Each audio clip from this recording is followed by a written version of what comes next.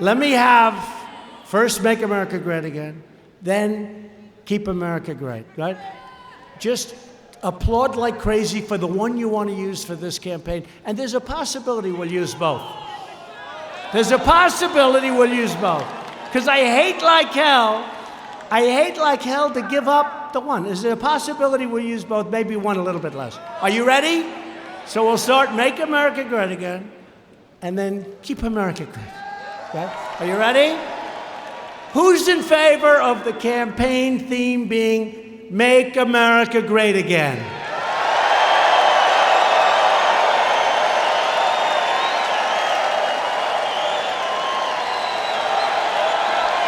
Okay. Who's in favor of our theme being Keep America Great?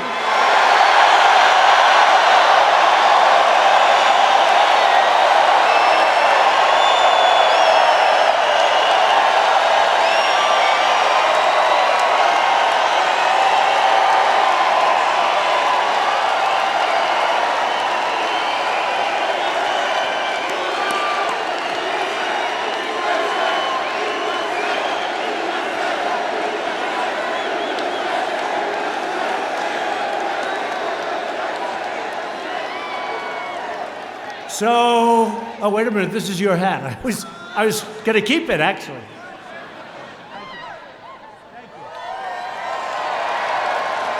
Thank you.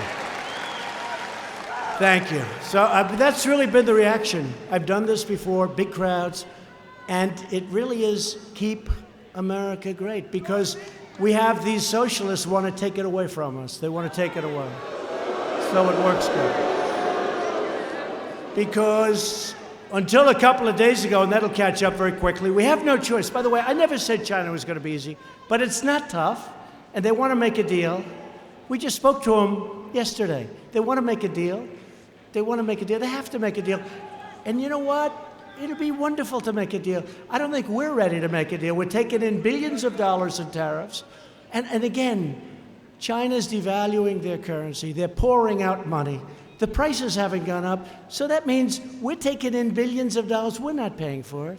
And ultimately, their devaluations are going to hurt them very badly. They want to make a deal, and they should want to make a deal. But when you listen to the fake news, look at how many there are. That's unbelievable.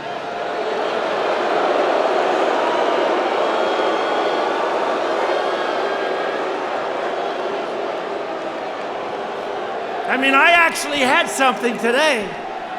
I had something today.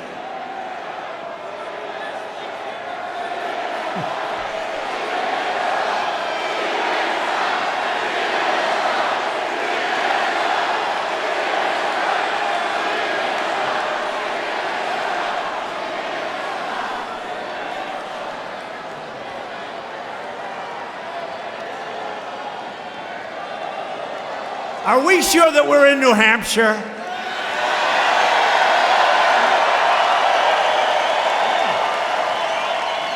You know, you have a reputation. I mean, I know it's not true because I know you too well. You have a reputation of being very staid, very, very elegant, staid, incredible people. You're not acting it tonight. And that's good. That's a good thing. Yeah, we love our country. We have enthusiasm for our country, right? That's what it is. That's what it is. That's what it is. Before the election, our factories were closing. Hey, who knows it better than you?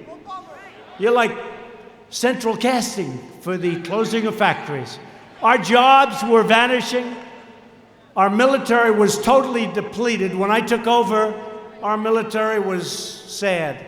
We weren't flying half of our planes. They were old. They were tired. Our equipment was tired. Our people weren't tired, though. Our people weren't tired. But everything we had, it was depleted. Now we've rebuilt our military like never before.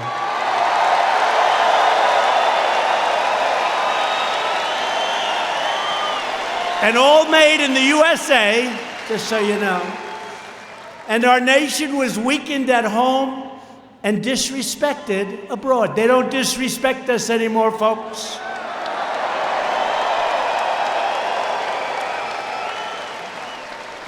I got NATO to pay an extra $100 billion they weren't paying. They were delinquent. Many nations were, except for 7, many nations weren't paying what they were supposed to be paying. So we're supposed to protect them. They kill us on trade. They have all sorts of barriers and everything else. The taxes are really unfair. The tariffs were ridiculous, what they do to us in Europe. And then we protect them. They don't pay. And I say, I'm sorry, folks, you have to pay. You have to pay. They were delinquent. They were delinquent. And my biggest fan is Secretary General Stoltenberg from NATO. He said until President Trump came along, we were going boom. They would have been finished very quickly. But I'm tired of paying for other nations anyway, I have to be honest with you. Right? And today our nation is stronger than ever before. We're now stronger than ever before. You saw we ended the Iran disaster. How about that? We paid them $150 billion, $1.8 billion in cash. Cash, cash, cash. We got nothing. And they also want to make a deal. China wants to make a deal. And I will tell you, Iran wants to make a deal because the sanctions are not good for them. They are not happy. So we'll see how it all turns out, but it's in good hands. It's in good hands. The United States right now has the hottest economy anywhere in the world. We're rebuilding that awesome might that we were just talking about, our United States Armed Forces. America is working again, America is winning again, and America is respected again, respected like never before.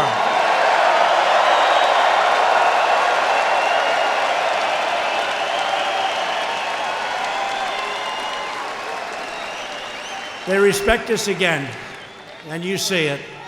You know, a recent poll came out where it showed that President Obama was more popular in Germany and other places than I am. And I said, of course he's more popular. He's not demanding that they pay for their protection that we provide. He's not doing that. I'm doing that. And in fact, if I was the most popular, I'm not doing my job right, okay?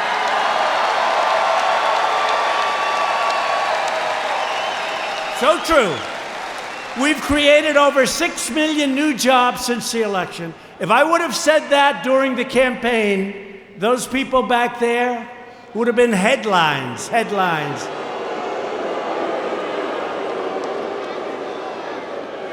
More than 7 million Americans have been lifted off of food stamps. Since my election, the number of new businesses starting in the great state of New Hampshire has skyrocketed by almost 25%.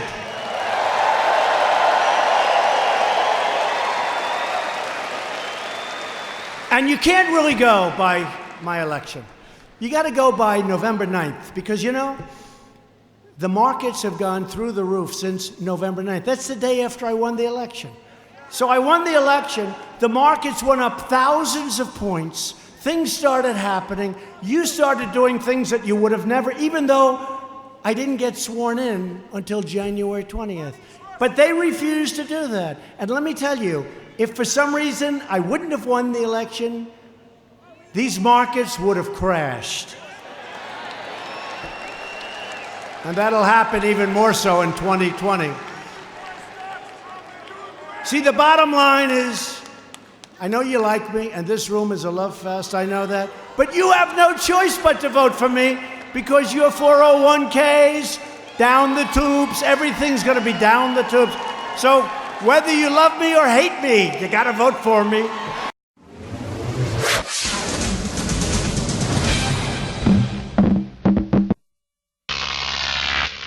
Croc TV.